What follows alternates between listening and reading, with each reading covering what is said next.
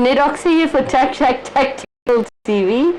Have you woken up, Paul? Yeah, you caught me by surprise. Absolutely, me too, don't worry. Welcome to the viewers, and hi, Paul. Viewers, hello, Lynette. Sitting here in front of the fan, it's been a little bit hot in Johannesburg lately. Yeah, real feel at the moment is 37 going on 38 degrees. Just crazy, it's absolutely crazy. Yeah, so drawing towards the end of the year here.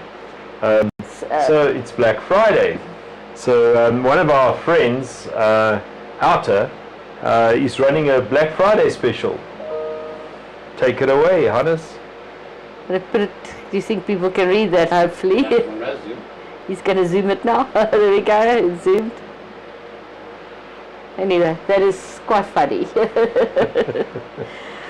Okay, what else do you want to speak to? Yeah. And of course, X-Storm has given us a special treat today. Yeah. A Black Friday special where we've got 100% off. Yeah. For 10 hours a day. We're back to stage 6. I know some of my club members who had massive damage on their solar panels and stuff of that last storm have now been out of power for 3 days. So no, that's the only problem with solar power, as we've discovered. Yeah. It doesn't happen often, but every now and then something abnormal happens. We had the battery on our backup generator run down without us realizing it, and it couldn't start itself. The exhaust manifold inside the generator rattled loose and had to be, it was apparently a fault with the generator from the manufacturers. So you have solar power. You know, the problem is when there's no solar, there's no power. So if a hailstone the size of a golf ball goes through your solar panel, twice the size of golf. Twice the size of a golf ball goes through your solar panel, you don't have solar. Yeah, it is what it is, but it's better than not having power because of wet coal or they want. I see they're getting bonuses or something. Oh no, they're all getting performance bonuses, so they're going to have to cut back. Well, they're going to have to cut back on in order to afford the performance bonuses. They're going to have to cut back on the diesel for the open cycle gas turbines, and on the coal, so that they can afford to pay the people a performance bonus.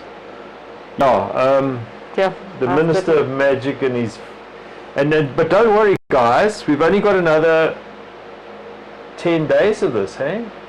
Or no, 7 days of this. Why? Until the end of the month, because Fikile and Balula in July said that load shedding would be a thing of the past by December. Yeah, that argue. It's positive, guys. Yeah. Oh, in any case, what else are you wanting to have a chat about? Okay, so whilst we on the subject of an incompetent government, let's talk about SAPS. So we spoke before about these meetings which you're supposed to be having with SAPS to talk about the consultation, which is we're supposed to be talking about the new system which has now been, we found out last time the tender had already been awarded. So we ended the meeting last time. We said to the police, so where are the tender docs? Where's the job spec? Where, what have you actually awarded the tender based on? And they said, and we said, no, we want to see those. This is consultation. We want to see those documents. We need to examine those documents before we can talk to them. And they said to us, yeah, okay.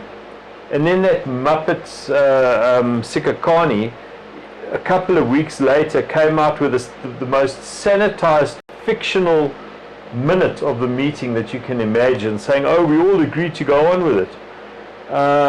So one of our colleagues, Martin Hood, got in touch with Sikakani, wrote to Sikakani and said, dear Brigadier, where's the documents? She got back to him and said to him, no, but you had to put in a formal request for it. Martin got back to her and said, well, since you mention it, yes, I did. Here's a copy of the receipt for the formal request from your own department. And then she went quiet. So she's probably manufacturing something in the background, because she does that. Anyway, so we'll see what happens. The meeting is scheduled for next Wednesday. I've spoken to some of the other major participants in the meeting. And we're going to do exactly what we did last time. We're going to stamp our feet if we don't have the document. I mean, they can't give us a bid document now that's 100 pages long. A bid specification document outlining the system. How are we going to, at this late stage, work through that by next Wednesday morning at 9 o'clock? So the chances are we're going to stamp our feet and walk out of the meeting again. Figuratively, because it's a Teams meeting, so you understand. We'll stamp our keyboards and walk out. Yeah. So the police, dealing with the South African police, you know, the most corrupt and inefficient part of a corrupt and inefficient government. It just staggers me. As we started with today's Black Friday, the outer Black Friday special. Government for sale. Get your bids in now. No returns. Yeah, guys, what do you do? Okay, so SAPS's time is running out now for this thing. They have to get this thing. They have to get the consultation done. But it doesn't look like it's going to happen. Right, then something positive. Something that's not government related. Well, it sort of kind of maybe is, but it's in the hands of private enterprise, so it may actually get done.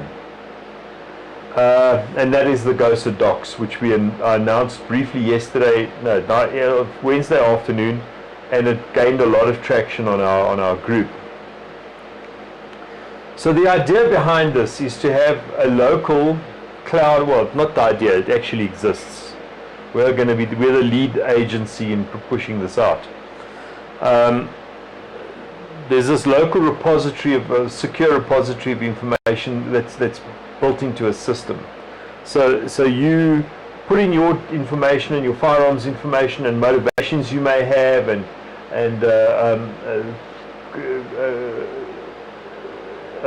membership of accredited associations that you might have and dedicated status and stuff like that. And when you need an application filled out, so at this stage they've got 4 applications loaded. They've got application for firearm license 271. They've got a renewal of firearm license. They've got application for competency, and they've got renewal of competency. So when you want that in, you need to go and submit that. You buy a ticket from an outside party. And they give you, and they print you then print the form out, and it's completely filled in with all of your information, and you can print it out as many times as you like, and you take the form in then to the police, and it's complete. It's got everything that's there. If they lose it, you've got, you have it electronically. You can give it to them again. So affordable? Sorry? Is it going to be quite affordable? Yeah. I think they're talking about every time you need to pass a print document out, I think it's 350 Rand. I think anybody, to avoid filling in a SAPS form and then putting all the appendices in and stuff like that in the right order and making sure you don't forget something and having a copy of it available to you instantly, I think 350 Rand sounds pretty reasonable. In any case, that goes to the service provider for this.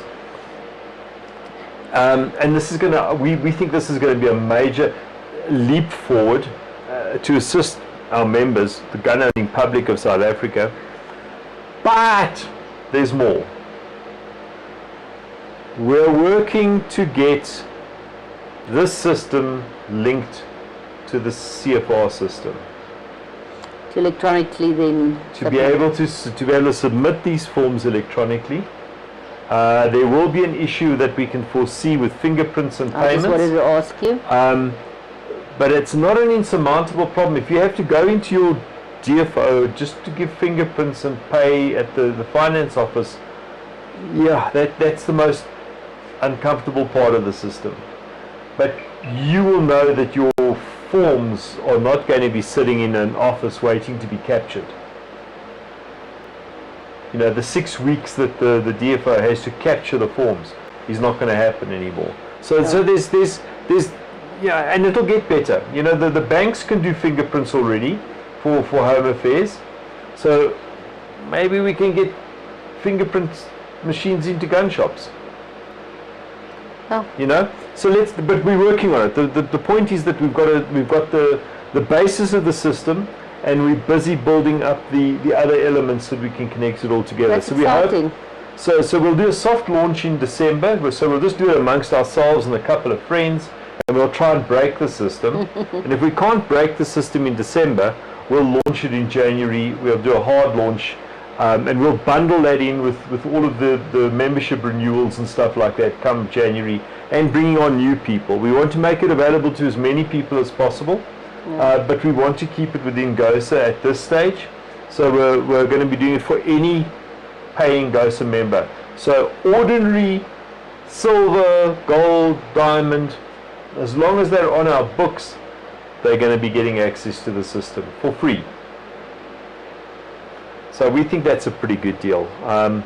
We think it's a major step. It's a first real leap forward since the E350s, and that's only a half a system. That's not anything like this. I put in one 2 days ago. I haven't had a response. So then I have to go back in and I have to resubmit it, and then it would say to me either this it's already on the system, or just won't say anything at all.